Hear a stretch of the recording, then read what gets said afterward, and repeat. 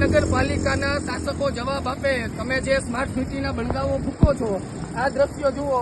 રાજકોટના 150 ફૂટ range road કે જે મુખ્ય માર્ગ કહેવાય, ત્યાં વાહનો પાણીની અંદર ફસાયા છે। વાહન ચાલકો નીકળી નથી શકતા। ચારે બાજુ નદીઓ અને ઓકળા જેવી સ્થિતિ છે। રાત્રે 3 વાગે પીજીવીસીએલની ઓફિસે અધિકારીઓનો ઉધડો લેનાર સ્ટેન્ડિંગ કમિટીના ચેરમેન અહીંયા જનનાયક બનો।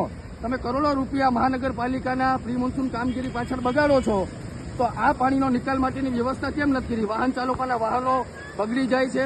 આવા અનેક વાહનોનો તમે તમામ ટોટલ ખર્ચ ગણો તો ઇંધણ અને વાહનના એન્જિનના બગાડ પાછળ વાહન ચાલકોને કરોડો રૂપિયાનું દર ચોમાસે નુકસાન થાય છે। આની ભરપાઈ કોણ કરશે? તમને જનતા પૂરો ટેક્સ આપે છે, તો આનો નિકાલ કેમ શા માટે નહીં?